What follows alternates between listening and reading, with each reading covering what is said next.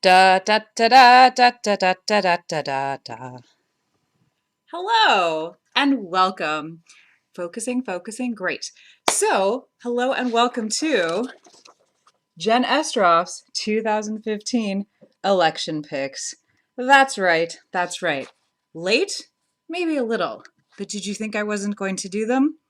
That will never happen. So, we have a very exciting ballot this year. So, I'm going to tie my hair back because we got to get going. All right, so I'm going to do this all just straight through. If I screw up, we're going to live with it and move on. The ballot for Seattle-King County, and if you have outside of Seattle-King County questions, give me a call, 509-859-2012, shoot me an email, tweet at me at Jen Estroff, smoke signals, whatever it takes, send me your question and I will help you out in the best way I can. So for the Seattle-King County ballot, we have quite the magnificent one here. And because this is very tiny, we will, of course, need some things. Our black ink pen, our, ballot envelope to send in and take your voting selfie. Of course, the actual ballot. And then I, being the former educator that I am, tried to make this a little bit easier for us. A couple things you should have gotten in the mail: your State of Washington voters pamphlet and your King County voters pamphlet, along with many different pieces of mail featuring, that has a lot of white people on it, and then many things about, which side is up? There you go. Many things about Prop 1. And this is great, and we're supporting it, so we're glad we got so many pieces in the mail, but we're also feeling a little guilty that we didn't mail our ballot in, so they didn't have to spend the money on us since we're already supporters, but that's fine. We're all going to live. All right, let's get started. On the front of the ballot is, I like to define as the part that shows you how to fill out the ballot. When in doubt, look right here. Yeah, fabulous. So we are going to start in order, and I have made educator cheat sheets. So the first one, I-1366. This is another Tim Eyman gem. I'm pretty sure this is the man who at one point showed up for a bill signing in a gorilla costume, so clearly he's a fabulous one to follow. So we are giving that a no. So no on I-1366. It, in essence, violates the Supreme Court's decision that no, we can't do 2/3 majority because it elevates the minority of voters to, it's crazy. If you have more questions, ask me offline. But anyway, a big no on 1366. Only fill in the circle. Don't also write on your ballot in red. That could invalidate it, but just so you know. Next up, I-1401. This is about protecting endangered species. Let's give that a yes. Good for the environment, good for us. And if you had any, care about Cecil the Lion, you can make this your vote in solidarity with him. Let's move on to the tax advisory votes. This is another holdover from a Tim Eyman bill that didn't get invalidated. So every time the legislature does their job and takes any action on taxes that are raised or lowered, or even fees, things that make perfect sense to have money attached to them, a part of the ballot is sent out that says you have to say that they should be maintained or rejected. It has no actual power. It's a way, I think they thought it would shame the legislature into not doing anything about taxes, but as I said before, that's their job, to make smart decisions about taxes with our input. So every single thing that asks if it should be rejected or maintained, you're going to give a big maintained. Maintained on every single one that says maintained. Fill that in, feel good about it. Now we're going to move on to the King County part. So if you are outside the county, this may not be as exciting for you. The rest of you, we're just getting started, but we'll go quickly.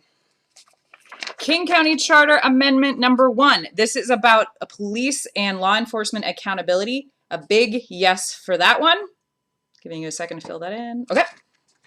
Moving on. I'm so excited about this one. I can't even deal. All right. King County Proposition 1. Best start for kids. Oh, we're approving that. You want to talk about closing the opportunity gap. This will help. You want to talk about evidence-based programs. We got it. You want to talk about actually addressing the issues that our youth face. Yeah, that's right here. You got to approve this. It's worth it. You want to do it.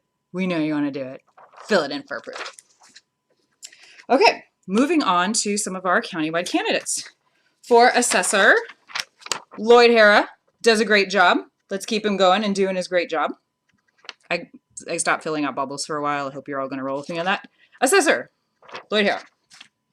Director of elections. This has been very interesting. There's been some scandal about, whether people, graduated from certain schools or whether they just got a certificate from certain schools. I'm staying out of that. I am recommending Director of elections should be Zach Hudgens. He has worked his tail off to make sure that underserved communities are heard and represented. He was behind the DREAM Act in the Washington State Legislature. He's done incredible things. He works his fanny off for people like you and me and for people who need to be heard better. I know he will ensure fair and complete elections.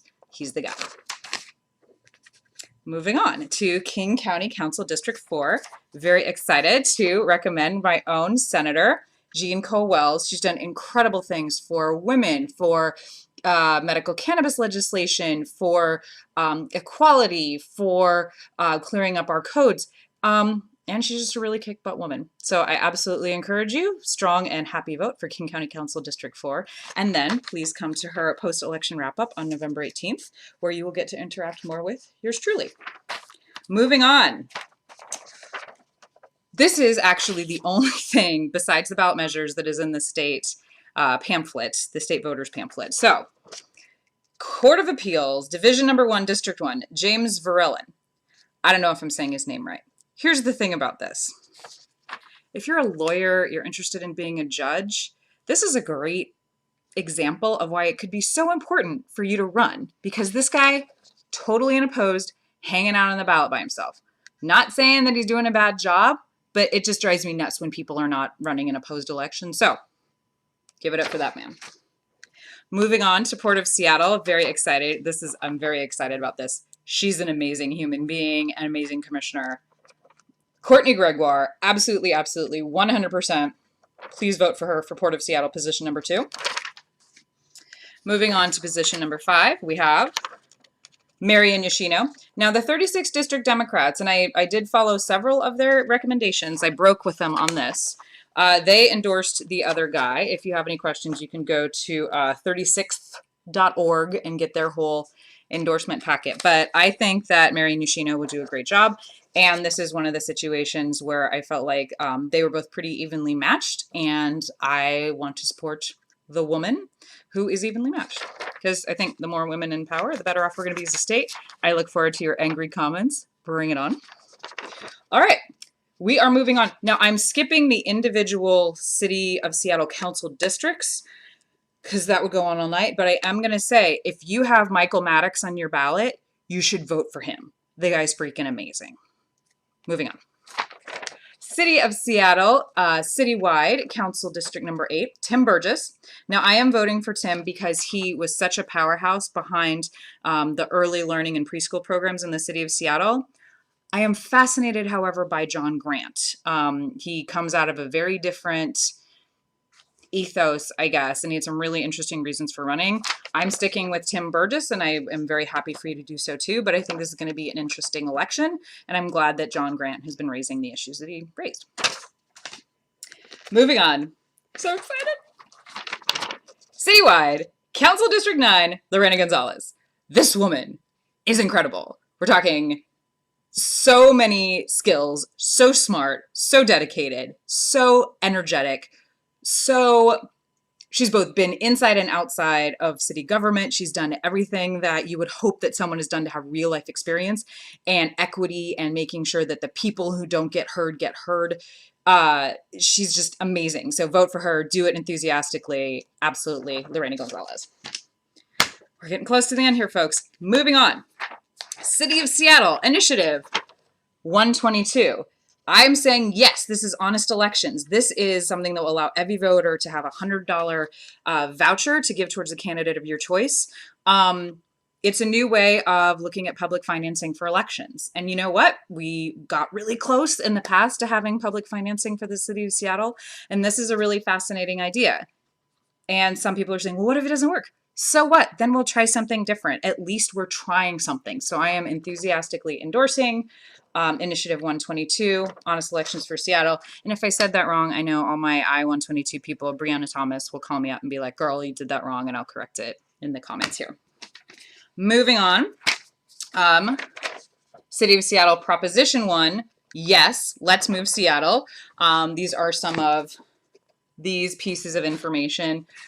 There's been a little bit of pushback in the media and with some donors. Check out the donors and check out who's endorsed this. When you look at endorsement lists like this and in the voters guide, and there's a ton of people from different walks of life saying, hey, this is a really good proposition. And then you look at the opposition statement and it tends to be not as many proponents and then or opponents, and then you follow the money and find out like, it's a couple really rich people who suddenly decided this wasn't convenient for them. That's always something to sort of take into consideration, given that I'm filming this in my amazing apartment. And my really lovely boyfriend is just sort of hiding in the back so I can do this. But anyway, so I have just started using the buses this year and I'm loving it. So please let us have some more safe roads and great transit. Let's move Seattle. And then going to wrap up with the Seattle School Board, since they're citywide. And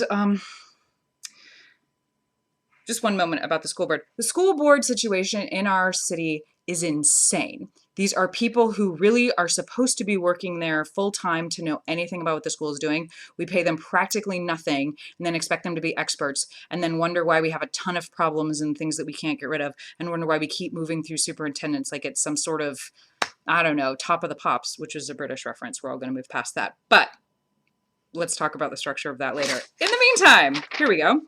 For position 1, Scott Pinkham. For position 2, Rick Burke. For position 3, Jill Geary. Sorry, Jill.